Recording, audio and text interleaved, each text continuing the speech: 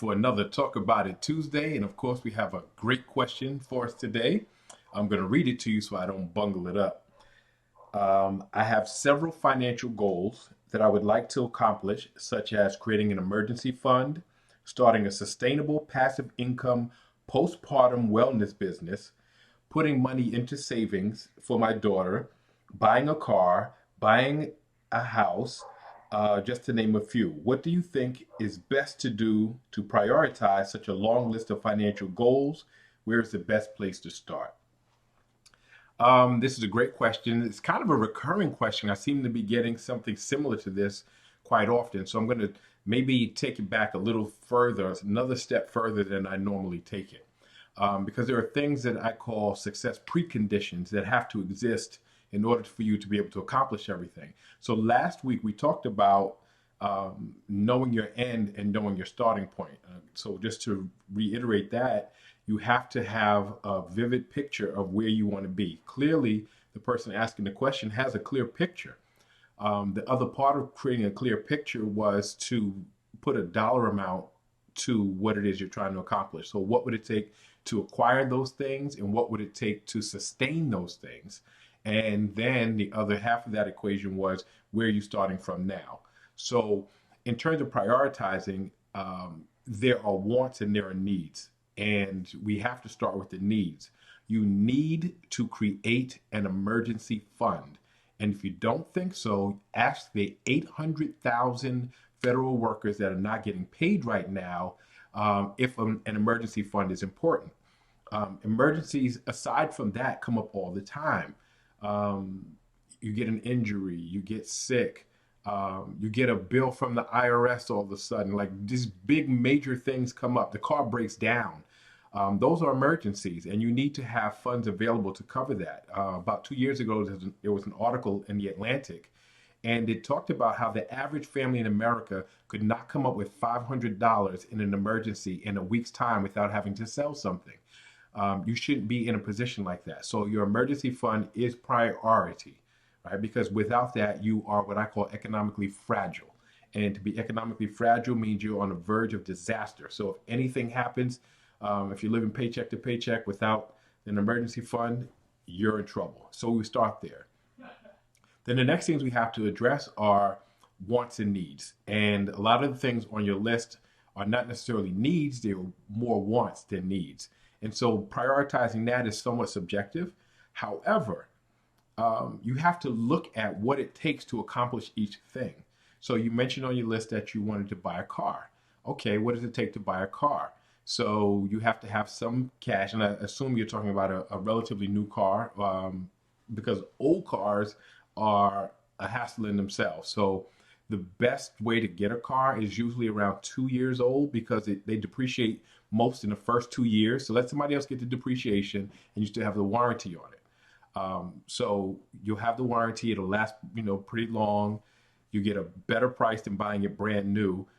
But what do you have to do to get that? So you have to have money for a down payment. You have to have your credit score at a decent level so that you get good financing if you're going to finance it. Then what does it take? It takes money for insurance. It takes money for maintenance. It takes money for gasoline. So you have to account for those things as well. Is that more important to you than getting a house? I personally bought a house before I bought a car. I bought a house in my 20s. And I could do that here in New York City because we have such a robust public transportation system.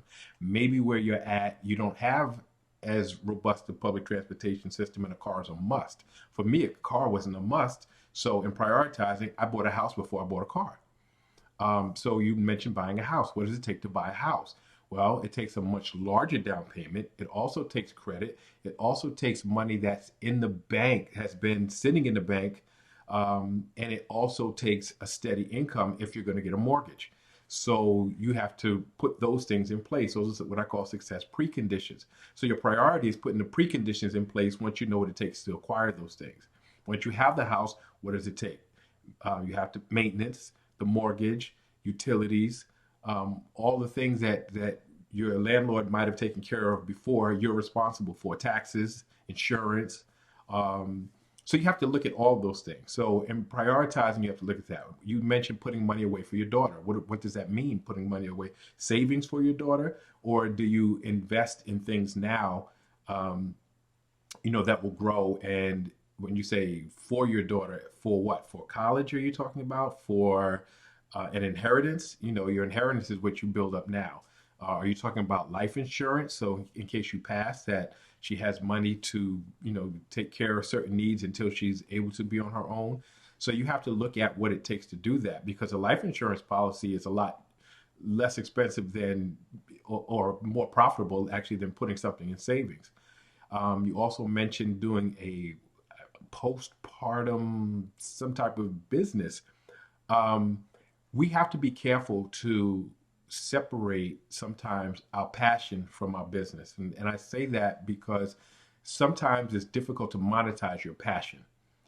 Is there a viable market for it? Have you done the research? Will it bring you the type of income that you need to sustain the lifestyle that you want? Sometimes it's better to make your money doing other things so that you can give away your passion. A lot of people don't get that. You try to monetize your passion, and it becomes really challenging when the market won't sustain it financially, or you're not willing to change it because it's your passion to meet the market wants. So, you shouldn't be stuck necessarily on that business unless it's something that you want to do charitably. So make your money doing something else so that you don't have to worry about living off of your passion. Your passion you should do because it just brings you joy. So, again, prioritizing, a lot of it is subjective. Emergency fund comes absolutely first. Everything else are wants and they're secondary, and a lot of it has to do with how important those things are to you and where you are today, what it takes to put the steps in place to be able to acquire those things. So I hope that was helpful. Um, like I said, for me, buying a house was more important than buying a car. So I bought a house first, got a car later, and then as I was able to get steady income, I was able to buy all of the other things that I wanted, but prioritize based upon necessity, ability to acquire it, what it costs to sustain it. All those things are important. So something else I want to share with you guys, really important, is a conversation that I had with some friends the other day. And we were talking about all the things that are going on in America, and what I call the Western Spring. The Western Spring is this rebellion of middle America, primarily white males in their 50s who have a high school education. There's this real big rebellion going on. And we were talking about it, and I said, and they were talking about how shocked they were that uh, they're in this position where their jobs are obsolete, and they're fighting to try to bring mining back and manufacturing back, and those things are long gone. And one of the things that we were talking about is their inability to adapt to a new world, and how it seemed to be sudden to them that they were obsolete. And what I explained to my friends was, most of you out there, your job is already obsolete too, and you just don't know it. And what does that mean?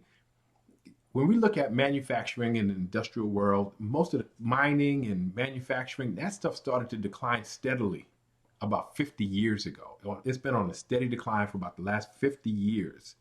And what accelerated the demise, the end of it, was the Great Recession.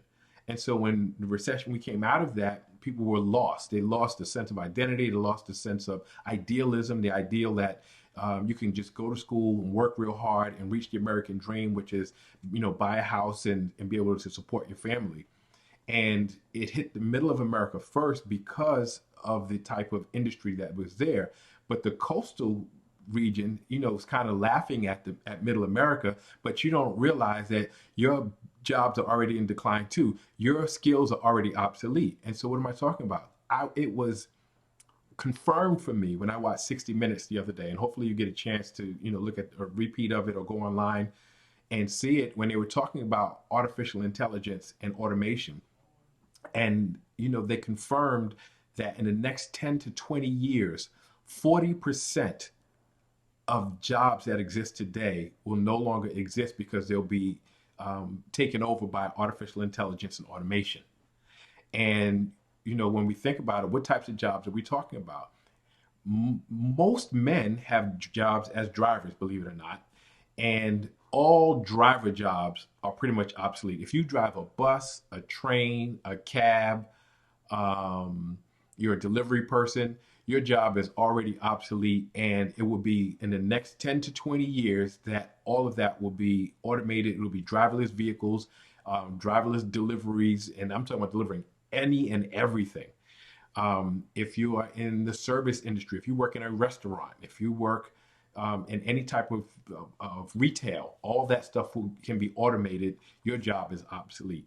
Teachers, most of your jobs will be obsolete because you will only need one or two good teachers, to cover a huge region. You can cover countries with one or two good teachers.